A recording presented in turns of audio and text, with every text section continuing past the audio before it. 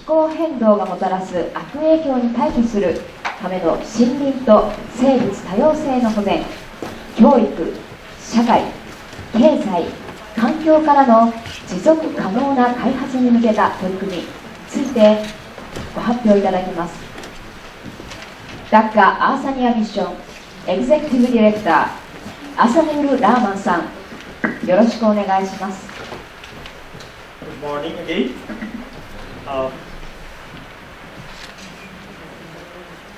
Welcome to this presentation. I have the disadvantage of speaking Bangla and cannot follow what is on my screen in Japanese to synchronize as Nissan has nicely done because he speaks both languages. So what I'm going to do to share with you our experience of two projects which we proposed for this Okayama Award, which is part of many activities in Dhaka Asenia Mission across the country through 60 projects and 22 institutions like university, hospital, IT institute and companies. So this is a big organization having more than 7,000 staffs. So I'm not going to present what we do in totality. This is particularly the project addressing the issue of climate change, disaster risk reduction, people's economic development through community engagement. A very focused presentation contributing to the climate change goals which came now as a goal in the Sustainable Development Goal. These are our experience and the future perspectives that we see.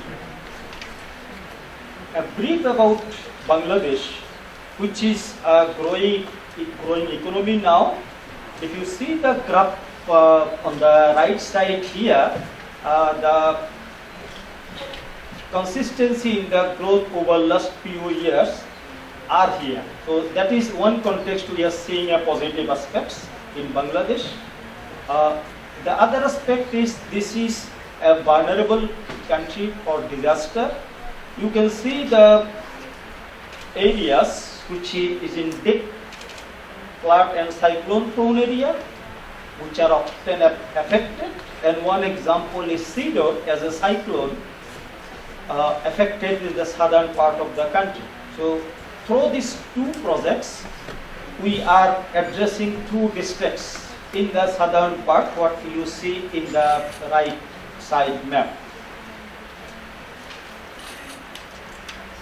In general, overall about Dhaka Asenia Mission, in short I will be talking DAM as an acronym. We work in three major sectors: education, health and economic development, supported by water, sanitation, hygiene, technical vocational education and training, and agriculture as complementary sector to education, health and economic development. But we have this climate change and disaster risk reduction as a core cross-cutting sector which affects all the development initiatives in education, health and economic development. And also people's rights and good governance as another cross-cutting sector. So as I mentioned, we have 60 projects and 22 institutions all contribute to these organizational programs. Now coming to this climate change and disaster risk reduction as a cross-cutting sector, what we address? We focus on three aspects. Is increasing the capacity of the community so that they can adapt to these changes in the climate, as well as they can prepare themselves for the future changes. Particularly how they can strengthen their mitigation measures when the disaster takes place, when the climate change effects come to the community, which is inevitable. Simultaneously, how they can prepare themselves for facing disaster and rehabilitation in terms of agriculture, in terms of their profession, in terms of their school building, and so on. So these are the three areas where in general we focus on this climate change. From ESD perspective, how we see in totality and where these two projects fit. We consider education for sustainable development, this ESD, as a process to make people motivated, skilled, and empowered to change their living practices. This is not just knowing, this is how to do. And also to take actions so that they can address those issues.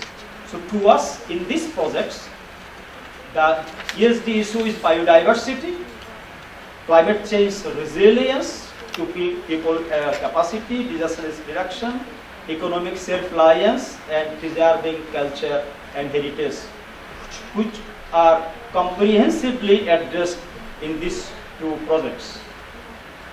So the are two projects we proposed here, where the communities are prepared against the climate change induced disaster, and also creating a community shield, community preparedness, so that they can preserve the forest, the nature, what they have. We have the largest mangrove forest in the world, a major part in Bangladesh. Quickly I run down to the project slides. The projects are in two districts in Bangladesh, indicated in the green arrow over there, where the deforestation is taking place, where because of this climate change aspect, the forest is going to be reduced.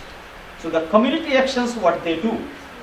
In Satkhira, in one district on the of this one project, there are campaigns in the community, there are meetings in the courtyard, in the households, there are culture-based, the folk drama, and also school-based activities. So it's not only in the community, it's also in the school. So it's a combination of that. And also producing and usage of the locally appropriate materials, educational and communication materials. In other projects, the community actions have both similarity and dissimilarity. You see, besides those what I've mentioned, this is a specific project where the communities are guarding their forest so that no more deforestation takes place. So they they track the changes, they track the people's behavior, and also they patrol so that along with the forest officials to preserve the forest. So it's become community-owned initiative along with the government initiative. Simultaneously, they go for fresh plantation in collaboration with the departments as well as groups. And in the picture, you saw the rally and the community volunteers in protecting their forest. Besides supporting them for protecting the forest and the plantation, we have the economic activities who have been earlier dependent on the forest goods, and now they have this alternative economic activity. We provided them training on entrepreneurship development so they can do the business. This is both agriculture based as well as non-agriculture based. And the groups also working together as a federation so that they can manage the fund, they can loan, they can also supervise the business activities, can provide technical guidance. Here are two examples on vegetable farming as an alternative livelihood option, this agriculture, this agro-based sampling business, fish farming, grocery shops, having a house in the a shop in the community. At the school level, they form ecological groups, so they plan the students work over there. Also, we are promoting the improved food stocks which saves fuel as a kind of future sustainable solutions. The groups, as I mentioned, they work in a federation. Collectively, they have meetings, And as I mentioned, they have the community patrol group, which are the Bakchuni community volunteers. Towards the end, I put two aspects here. One is we are talking about sustainable development goals, and the goal 15 says sustainably managed forest, combat desertification, halt and reserve land degradation, halt biodiversity, quote unquote. This is what the SDG says. Now, the question before us, the educators, the community educators, the way we perceive, I want to share that with you. When you talk education and we talk development, so what sustainability we are bringing through our initiatives? That's the whole thing we try to address through this community-based project. Sustainability, as I mentioned, as a process. So education for sustainable development is a process which empowers the community, which empowers the educators, which empowers the systems to function effectively towards sustainability. The second point is the working collaboratively. This is a picture taken from one of the community we are working in the forest area, where the children in school or out of school, the people who are in the government, non-government organization, in business groups, they all together collaborate through this community groups, community learning center, which we call Gonokendro. It's a Bangla word, it stands for people center. So this point is very, very important, what we saw in the earlier presentation, CLC by Shanti. Our basic approach is also community learning center, for which we have been awarded by UNESCO last year, thanks to UNESCO. Because this is an approach we also emphasize for education, promoting education as a sustainable development measure. The most effective tool is CLC, what we saw in Japan as Kaminkan, and also sharing the experience of different CLCs in the community, in the country, or in the globe. Because every single community is different. Every single CLC has to do different works based on the need and based on the community plan of action.